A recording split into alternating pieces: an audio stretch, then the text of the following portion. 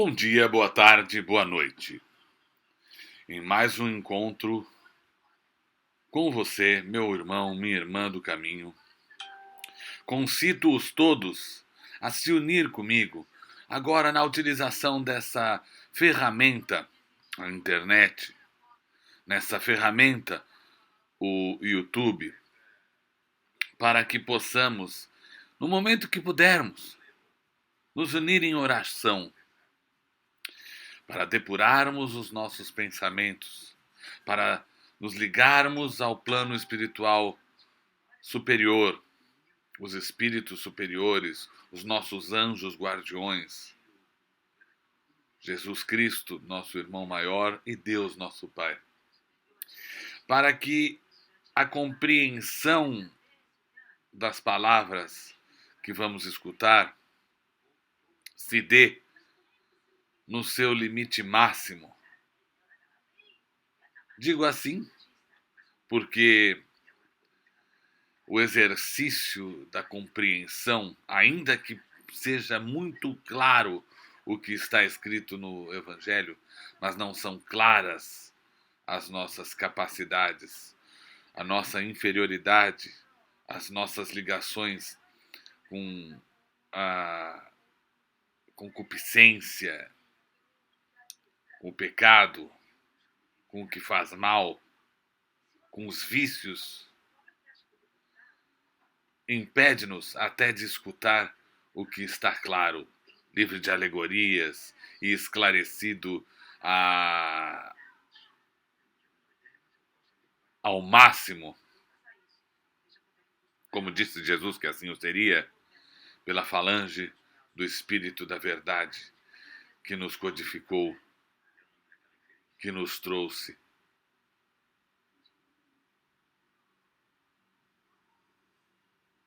a codificação do Evangelho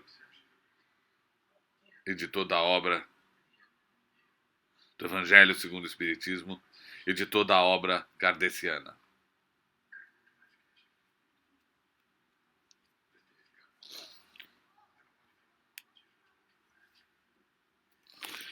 A leitura de hoje nos remete ao capítulo 8º. Bem-aventurados os puros de coração, deixai vir a mim os pequeninos. Bem-aventurados os puros de coração, porque eles verão a Deus. Mateus, capítulo 5º, versículo 8º. Então lhe apresentaram os meninos para que ele os tocasse. Mas os discípulos ameaçavam os que lhos apresentavam, o que, vendo Jesus, levou-o muito a mal, e disse-lhes: Deixai vir a mim os pequeninos, e não os embaraceis, porque o reino de Deus é daqueles que se lhes assemelham. Em verdade vos digo que todo aquele que não receber o reino de Deus como uma criança, não entrará nele. E abraçando-os e pondo-os as mãos sobre eles, os abençoou. Marcos, capítulo 10, versículos 13 a 16. A pureza de coração é inseparável da simplicidade e da humildade. Exclui todo pensamento de egoísmo e de orgulho. Eis porque Jesus toma a infância como símbolo de pureza, como símbolo dessa pureza, como já a tomara por símbolo de humildade. Esta comparação poderia não parecer justa se considerarmos que o espírito da criança pode ser muito antigo e que ele traz ao renascer na vida corpórea as imperfeições de que não se livrou nas existências precedentes. Somente um espírito que chegou à perfeição poderia dar-nos o modelo da verdadeira pureza. Não obstante, ela é exata do ponto de vista da vida presente, porque a criança, não tendo ainda podido manifestar nenhuma tendência perversa, oferece-nos a imagem da inocência e da candura. Aliás, Jesus não diz de maneira absoluta que o reino de Deus é para elas, mas para aqueles que se lhes assemelham. Mas, se o espírito da criança já viveu por que não se apresenta ao nascer como ele é? Tudo é sábio nas obras de Deus. A criança necessita dos cuidados delicados que só a ternura materna lhe pode dispensar, e essa ternura aumenta diante da fragilidade e da ingenuidade da criança.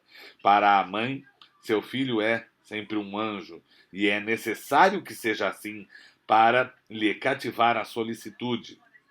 Ela não poderia tratá-lo com a mesma abnegação se, em vez da graça ingênua, nele encontrasse, sob os traços infantis, um caráter viril e as ideias de um adulto, e menos ainda se conhecesse o seu passado.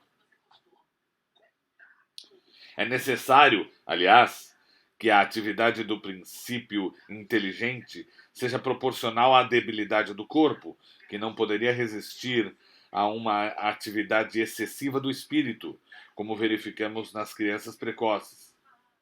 É que, aproximando-se à encarnação, o espírito começa a perturbar-se e perde pouco a pouco a consciência de si mesmo.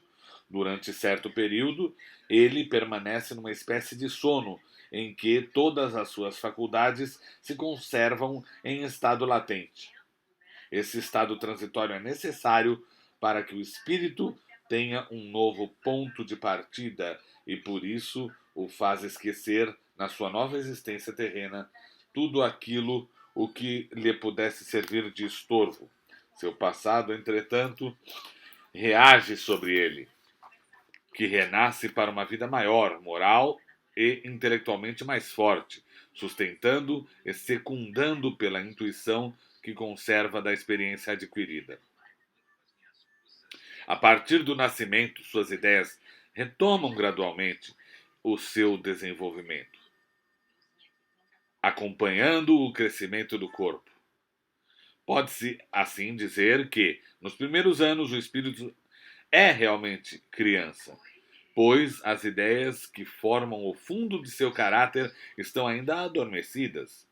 Durante o tempo em que os seus instintos permanecem latentes, ela é mais dócil e, por isso mesmo, mais acessível às impressões que podem modificar a sua natureza e fazê-la progredir, o que facilita a tarefa dos pais. O espírito reveste, pois, por algum tempo, a roupagem da inocência, e Jesus está com a verdade, quando, apesar da anterioridade da alma, toma a criança como símbolo da pureza e da simplicidade.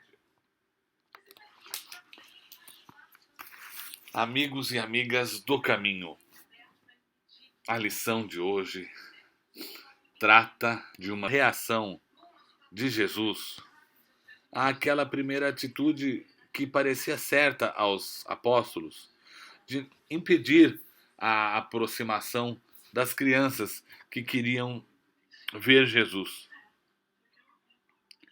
Pois Jesus aproveita a situação para chamar a atenção, e essa lição ficou para nós, mais de 2000 anos após, de que a pureza das crianças, neste sentido, representa a pureza do espírito, livre dos vícios, livre da maledicência, livre da maldade, livre de tudo que faz mal em geral. E que esse espírito puro é o espírito que vai para o céu. É o espírito que vai evoluir, é o espírito que sairá desse planeta e seguirá o seu caminho de evolução. Jesus, em muitos momentos, usou alegorias, mas neste caso, a metáfora utilizada, ela não é tão incompreensível, pois naquele tempo, assim como hoje, a criança é tida como pura, ingênua, livre de maldade. Mas lógico, nós aqui, hoje em dia, conhecedores inclusive da doutrina espírita, sabemos que naquele corpo pequeno e frágil de uma criança existe um espírito milenar, um espírito com experiência, um espírito com capacidades, com tudo o que é positivo, que galgou as conquistas deles nas existências anteriores, porém, com todos os defeitos, com todos com todas as limitações e com todos os vícios que fizeram aquele espírito milenar sucumbir. Porém, o corpo de carne da criança, aliado ao, como foi dito aqui, ao torpor, o estado de torpor que se coloca o espírito antes mesmo de reencarnar, e é assim que reencarna, colocam a criança, por razões necessárias de vínculo com a mãe, com o pai, numa ingenuidade legítima, verdadeira até.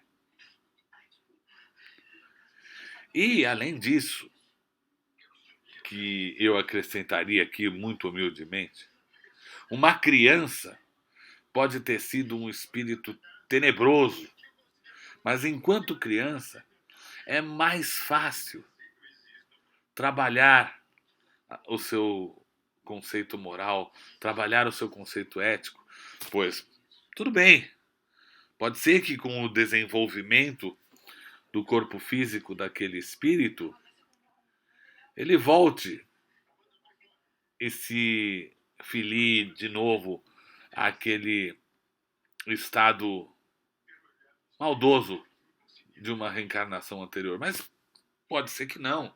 E pode ser que haja um meio termo, pode ser que ele tenha a lembrança de ter sido um mau sujeito, mas a criação amorosa que ele recebeu pode abrandar aquele espírito tenebroso que fora em outra encarnação. De modo que Deus, sendo perfeito, Deus sendo amor e sendo amor sempre, em qualquer situação, é muito sábio a deixar que sejam as coisas assim. Porque sempre há uma chance para aquele espírito endurecido, reencarnante, dissolver um pouco daquela dureza. De todo modo, foi uma metáfora e ainda podemos dizer que na perfeição das palavras de Jesus, ele disse que se assemelhe a uma criança, entrará no reino de Deus.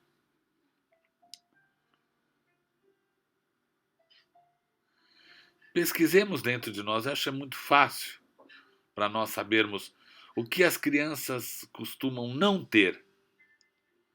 Costumam não ser egoístas, costumam ser carinhosas, costumam ser solícitas. É isso que precisamos. É aí é que está a nossa salvação. A pureza do espírito da criança. É com esse espírito puro, ao qual devemos buscar, é que eu encerro a lição de hoje, repetindo as palavras que Jesus ensinou. Pai nosso, que estais nos céus, santificado seja o vosso nome, venha a nós o vosso reino, seja feita a vossa vontade, assim na terra como no céu. O pão nosso de cada dia nos dai hoje, perdoai as nossas ofensas, assim como nós perdoamos a quem nos tem ofendido. E não nos deixeis, Senhor, cair em tentação, mas livrai-nos de todo mal, porque vosso é o reino, o poder e a glória para todo sempre, que assim seja. Graças a Deus.